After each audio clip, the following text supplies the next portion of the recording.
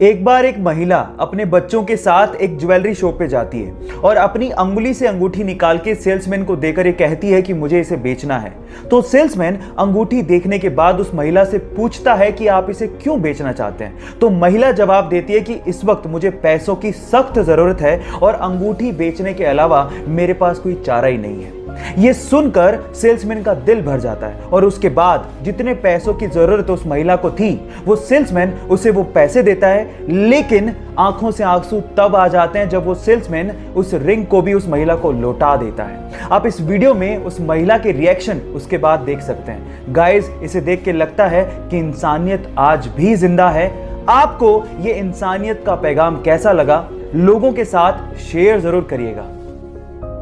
अक्सर दिल टूट जाने पर लोग गम में डूब जाते हैं और अपनी जिंदगी बर्बाद कर लेते हैं, लेकिन देहरादून के दिव्यांशु ने अपने आप को लोगों को इस गम से बचाने के लिए एक रेस्टोरेंट खोल डाला, जिसका नाम भी बड़ा ही दिलचस्प रखा है। नाम है दिल टूटा आशिक चाय वाला।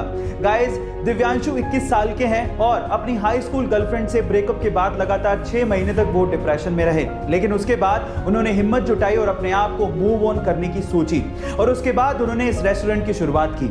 वो ये चाहते हैं कि इस रेस्टोरेंट के थ्रू लोग इस गम को भुला दें और ब्रेकअप को सेलिब्रेट करें। आपको ये कॉन्सेप्ट कैसा लगा चैट सेक्शन में जरूर लिखिएगा। और ऐसे अमेजिंग इतिहास में पहली बार 19 वर्षीय हरिद्वार की सृष्टि गोस्वामी को उत्तराखंड का एक दिन का सीएम बनाया गया। तारीख थी 24 जनवरी 2021। पर सवाल यह है कि 24 जनवरी की तारीख को ही क्यों चुना गया, क्या हुआ था इस दिन? तो चलिए मैं आपको बताता हूं। 24 जनवरी 1966 को इंदिरा गांधी ने भारत की पहली महिला प्रधानमंत्री के तौर पे शपथ ली थी।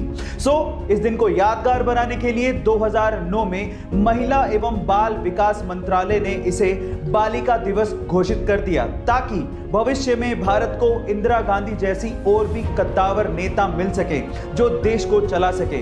गाइस, है ना अमेजिंग फैक्ट? ऐसी अमेजिंग फैक्ट तेरे से ज्यादा दुनिया देखी है मैंने, और यही दुनिया का दस्तूर भी है। अपनी औकात से ज्यादा बड़े सपने नहीं देखने चाहिए और तेरे सपने तेरी सच्चाई से मेल नहीं खाते। जब एक बाप ने अपनी औकात से बड़े सपने देखने वाले अपने बेटे को यह बात कही तो उसके बेटे ने यह रिप्लाई किया, मैं नहीं बदलूंगा अपने सपनों को अपनी सच्चाई से मेल खाने को, मैं बदलूंगा अपनी सच्चाई को ताकि वो मेरे सपनों से मेल खाएं।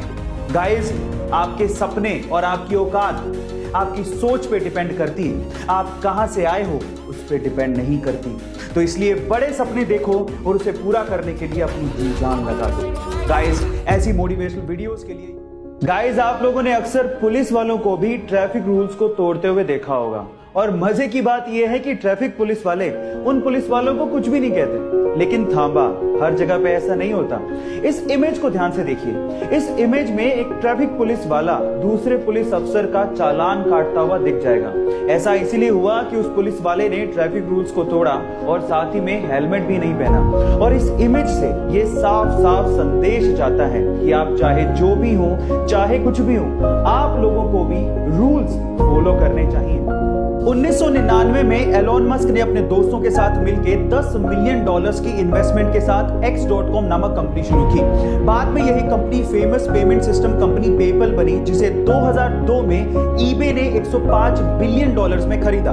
अब इस डील की वजह से एलोन मस्क को $165 मिलियन मिले।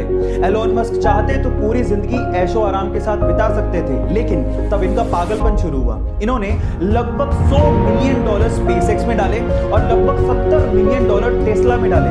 तब लोग इन्हें पागल कहने लग गए थे, लेकिन वही पागल बंदा $70 मिलियन से $40 बिलियन बना के आज दुनिया का सबसे अमीर आदमी बन चुका है।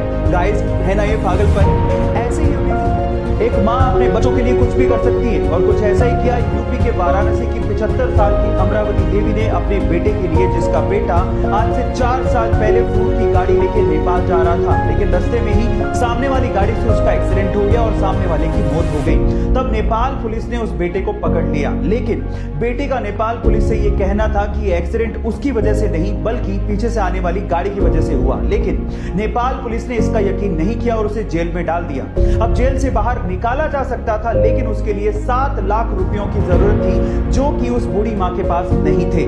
फाइनली ये बूढ़ी मां एक तख्ती पर अपने बेटे की रिहाई की गुजारिश लेके वाराणसी के सड़कों पर 4 साल तक घूमती रही और फिर इस मां के 4 साल का संघर्ष काम आया और बीएचयू के छात्रों की मदद से नेपाल से उसके बेटे को रिहा करवाया गया।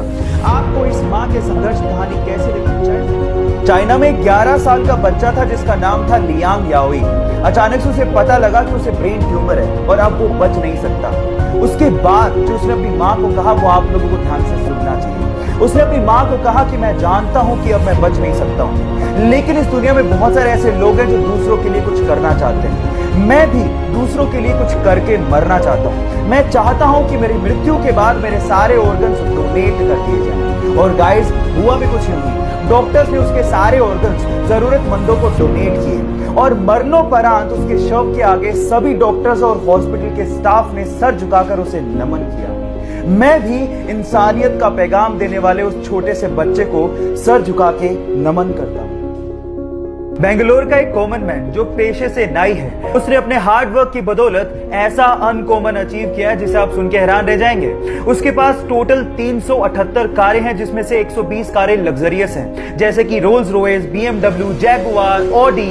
ये उसकी कारों के जखीरे में शामिल हैं। अब आप लोग सोच रहे होंगे कि ये सब उसे विरासत में मिला होगा। नहीं, 14 साल की उम्र में वो अखबार और दूध बेचने में मजबूर था। पापा के नाई के बिजनेस को वो आगे बढ़ा रहा था, लेकिन वो लाइफ में कुछ बड़ा अचीव करना चाहता था। फाइनली उसने एक रेंटल कार का बिजनेस शुरू किया और देखते ही देखते वो बेंगलोर में सबसे बड़ा रेंटल कार बिजनेस बन गया। Yes guys, I am talking about Ramesh Babu. यहाँ सीखने लायक बात यह है कि अगर आप हार्ड वर्क और अपने आप पे बिलीव रखते हो तो लाइफ में कुछ भी अचीव कर सकते हो।